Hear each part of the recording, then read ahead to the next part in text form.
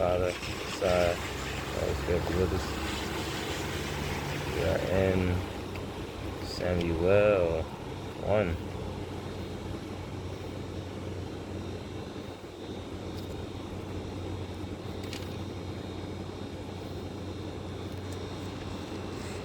There was a man from Ramathaim of the Zebulites in the hill country of Ephraim. It feels really good outside right now. His name was Elkanah, son of Jeroam, son of Elihu, son of Toa, son of Zoph, an Ephraimite. He had two wives, one named Hannah and the other Peninnah. Peninnah had children, but Hannah was childless.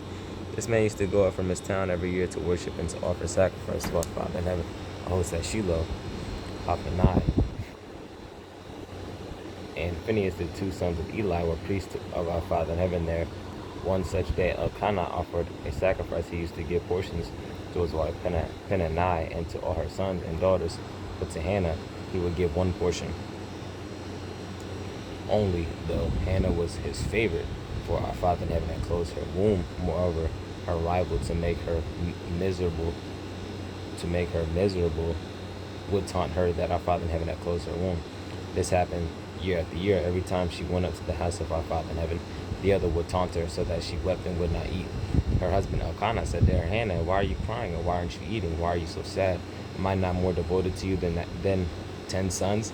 After they had eaten and drunk at Shiloh, Hannah rose. The priest Eli was sitting on the seat near the doorpost of the temple of our Father in heaven. In her wretchedness she prayed to our Father in heaven, weeping all the while.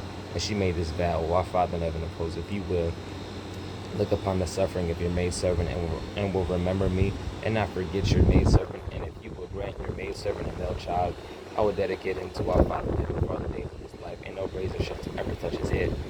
Wow, I didn't even know that. So Shemuel was a Nazarite, and she kept on praying before our Father in heaven. Eli watched her mouth. Now Hannah was praying in her heart. Only her lips moved. I have prayers like that as well. But her voice could not be heard. So Eli thought she was drunk. Eli said to her,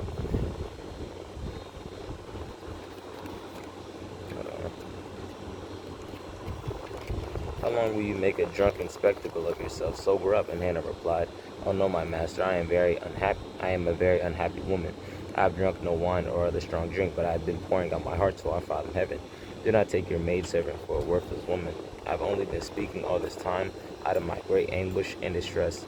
Then go in peace, said Eli, and may the Elohim of Israel grant you what you have asked of him. She answered, You are most kind to your handmaid. So the woman left, and she ate, and was no longer downcast. Early next morning they bowed low before our Father in heaven, and they went back home to Ramah. Elkanah knew his wife Hannah, and our Father in heaven remembered her. Hannah conceived, and at the turn of the year bore a son. She named him Shemuel, meaning, I asked our Father in heaven for him. And when the man Elkanah and all his household were going up to offer to our Father in heaven the annual sacrifice and his votive sacrifice, Hannah did not go up. She said to her husband, When a child is weaned, I will bring him. For when he has appeared before our Father in heaven, he must remain there for good. Her husband Elkanah said to her, Do as you think best. Stay home until you have weaned him. May our Father in heaven fulfill his word. So the woman stayed home and nursed her son until she weaned him. When she had weaned him, she took him up with her, along with 3 bulls, one ephah of flour and a jar of wine. And though the boy was still very young, she brought him to the house of our Father in heaven at Shiloh. After slaughtering the bull, they brought the boy to Eli. She said, Please, my master, as you live, my master, I am the woman who stood here beside you and prayed to the master of the heavens, our Father in heaven. It was this boy I prayed for, and our Father in heaven, the master of the heavens and the earth, has granted me what I asked of him. I, in turn, hereby lend him to our Father in heaven, the master of the heavens and the earth. For as long as he lives, he is to lend to our Father in heaven, the master of the heavens and the earth. And they bowed low there before our Father in heaven, the master of the heavens and the earth. And Hannah prayed, My heart exalts in our Father in heaven, the master of the heavens and the earth. I triumph through our Father in heaven, the master of the heavens and the earth. I gloat over my enemies. I rejoice in your deliverance. There is no holy one like our Father in heaven, the master of the heavens and the earth. Truly there is none beside you. There is no rock like our Elohim. Talk no more with lofty pride. Let no arrogance cross your lips. For our Father in heaven, the master of the heavens and the earth, is an all-knowing Elohim.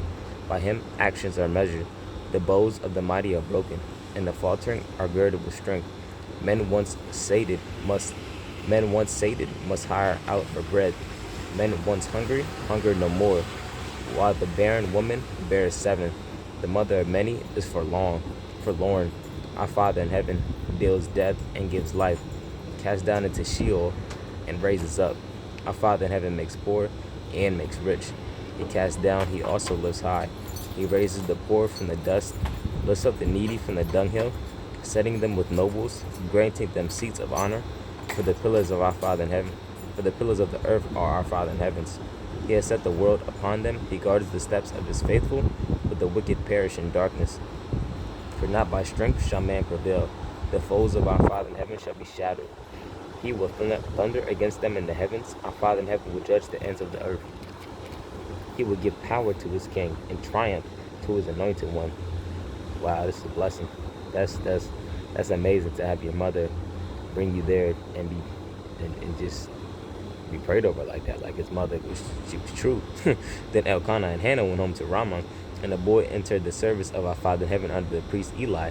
Now Eli's sons were scoundrels. They paid no heed to our Father in heaven.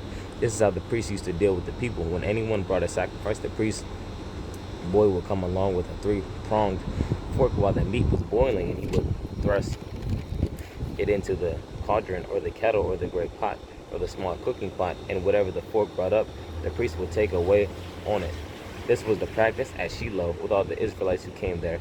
But now, even before the suet was turned into smoke, the priest's boy would come and say to the man who was sacrificing, "Hand over some meat to roast for the priest, for he won't accept boiled meat from you, only raw." And if the man said to him, "Let them first turn the suet into smoke, and then take as much as you want," he will reply, "No, hand it over at once, or I'll take it by force." The sin of the young men against our Father in heaven was very great. But the men treated our Father in heaven's offering impiously.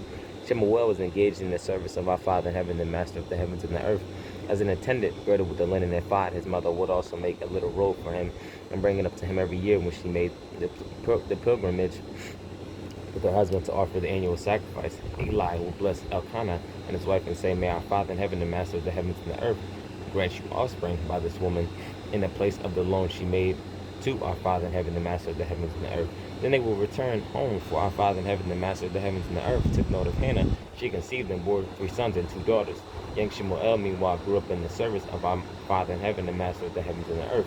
Now Eli was very old when he heard all this, when he heard all that his sons were doing, saw Yisrael and how they lay with the woman who performed tasks at the entrance of the tent of meeting. He said to them, "Why do you do such things? I get evil reports about you from the people on all hands. Don't, my sons, it is not favorable. Report, I hear the people of our Father in heaven spreading about. If a man sins against a man, our Father in heaven may pardon him. But if a man offends against Elohim, who can obtain pardon for him?" But they ignored their father's plea, for our Father in heaven, the master of the heavens and the earth, was resolved that they should die. Young Shemuel, meanwhile, grew in esteem and favor both with Elohim and with men. It's a blessing.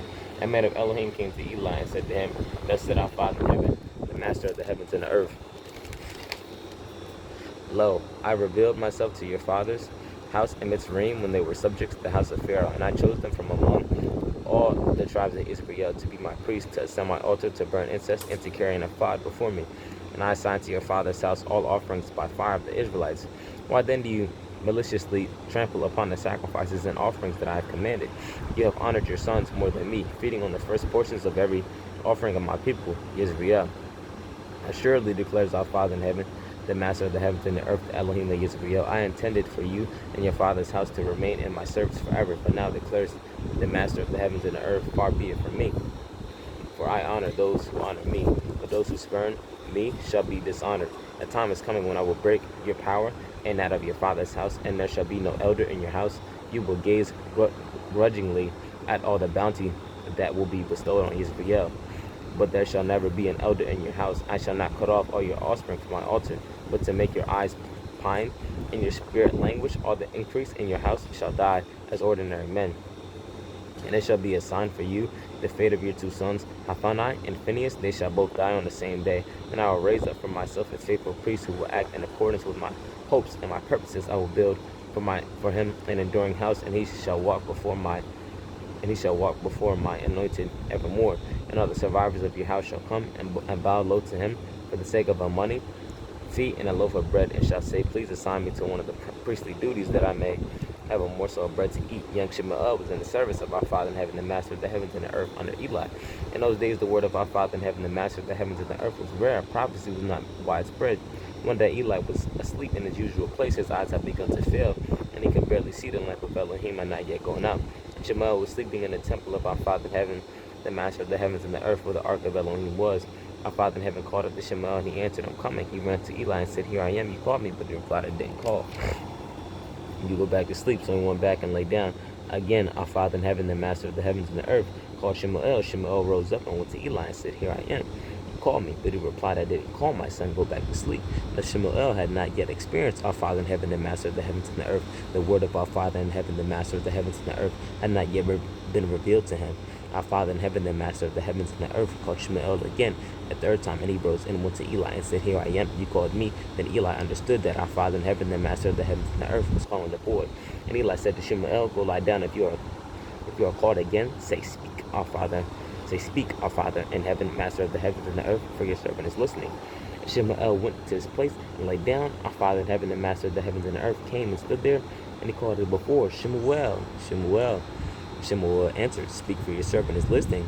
Our Father in heaven, the Master of the heavens and the earth, said to Shemuel, I'm going to do in Israel such a thing that both ears of anyone who hears about it will tingle.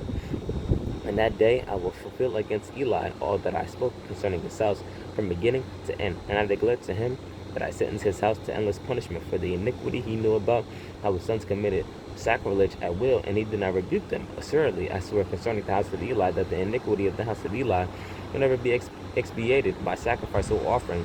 Shemuel lay there until morning, and then he opened the doors to the house of our Father in heaven, the Master of the heavens and the earth. Shemuel was afraid to report the vision to Eli. But Eli summoned Shemuel and said, Shemuel, my son. And he answered, Here. And Eli asked, What did he say to you? Keep nothing from me. Thus and more may Elohim do to you. But if you keep from me a single word of all that he said to you. Shemuel then told him everything, withholding nothing from him. And Eli said, He is the Father in heaven, the Master of the heavens and the earth. He will do what he deems right. Shemuel grew up, and our Father in heaven, the Master of the heavens and the earth, was with him. He did not leave any of Shemuel's predictions unfulfilled. All Israel from Dan to Beersheba knew that Shemuel was trustworthy as a prophet of our Father in heaven, the Master of the heavens and the earth. And our Father in heaven, the Master of the heavens and the earth, continued to appear at Shiloh. Our Father in heaven, the Master of the heavens and the earth, revealed himself to Shemuel at Shiloh with the word of our Father in heaven, the Master of the heavens and the earth. And Shemuel's word went forth to all Israel. It's a blessing. Our Father, the Son, and the Holy Spirit with us. Man.